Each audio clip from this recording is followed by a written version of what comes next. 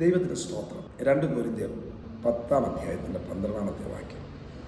തങ്ങളെ തന്നെ ശ്ലാഘിക്കുന്ന ചിലരോട് ഞങ്ങളെ തന്നെ ചേർത്തൊരുവിപ്പാനോ ഉപവിപ്പാനോ തുനിയുന്നില്ല. അവർ തങ്ങളാൽ തന്നെ തങ്ങളെ അളക്കുകയും തങ്ങളോട് തന്നെ തങ്ങളെ ഉപമിക്കുകയും ചെയ്യുന്നത് കൊണ്ട് തിരിച്ചറിവുള്ളവരല്ല. വളരെ ശ്രദ്ധിക്കേണ്ട ഒരു വാക്ക്. അത് ഇംഗ്ലീഷിൽ ഇങ്ങനെയാണ്: not that we dare to classify or compare ourselves with some of those who are commending themselves. തങ്ങളെ തന്നെ ശ്ലാഘിക്കുന്നു. സത്യം പറഞ്ഞാൽ ഇന്ന് നമ്മളുടെ പല സഭാ ഇലക്ഷനിൽ, പോസ്റ്ററുകളിൽ, ബ്രോഷറിൽ, വാക്കുകളിൽ, മീഡിയയിൽ നമ്മൾ എന്താ ചെയ്യുന്നത്?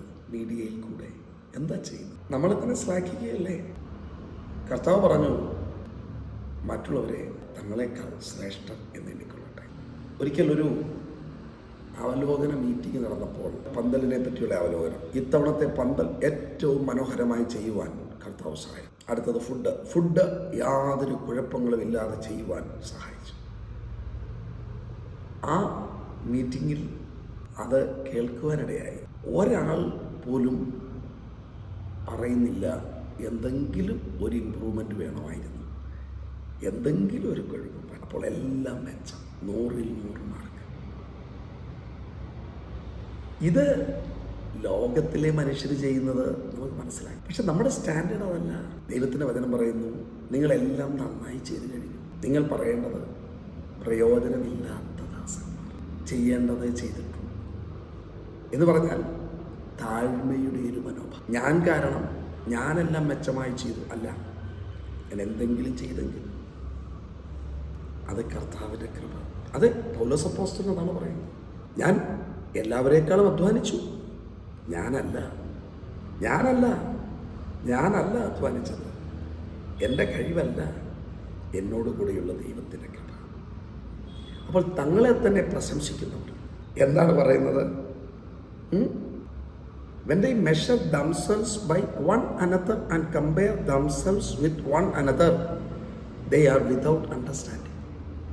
തങ്ങളെ തന്നെ മലയാളത്തിൽ എഴുതിയിട്ടുള്ളത് വൺ അനദർ എന്ന് പറഞ്ഞാൽ ഇവരുടെ ഒരു ഗ്രൂപ്പുണ്ട്, ഇവരുടെ ഒരു പാനലുണ്ട്. ആ പാനലിൽ അവർ പരസ്പരം കമ്പയർ ചെയ്യുക. സത്യത്തിൽ നമ്മൾ കമ്പയർ ചെയ്യേണ്ടത് ആരുമായിട്ടാണ്? യേശുവുമായിട്ടാണ്.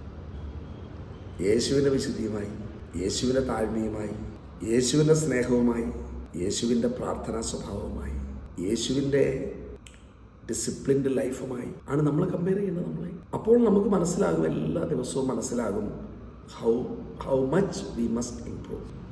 അതാണ് നമ്മുടെ standard. That will help us to improve ourselves. ഇവരെന്താ ചെയ്യുന്നത്? ഇവരെ പോലെയുള്ള ആളുകളുമായിട്ട് കമ്പയർ ചെയ്യുക.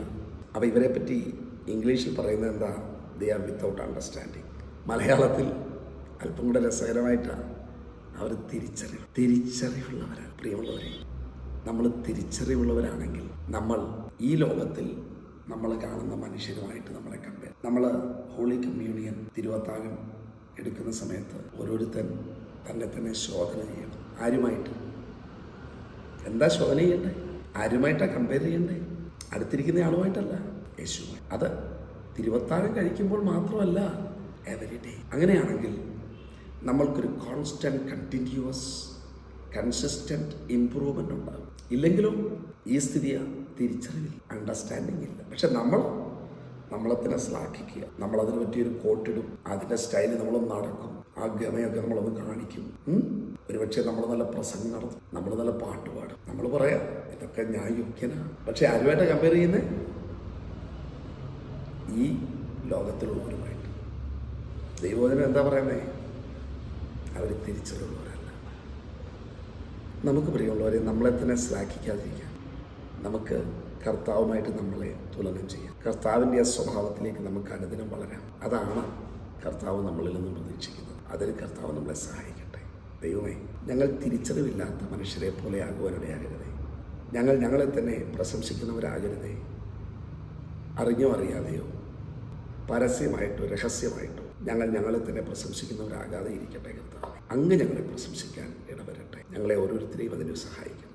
യേശുവിൻ്റെ നാമത്തിൽ തന്നെ.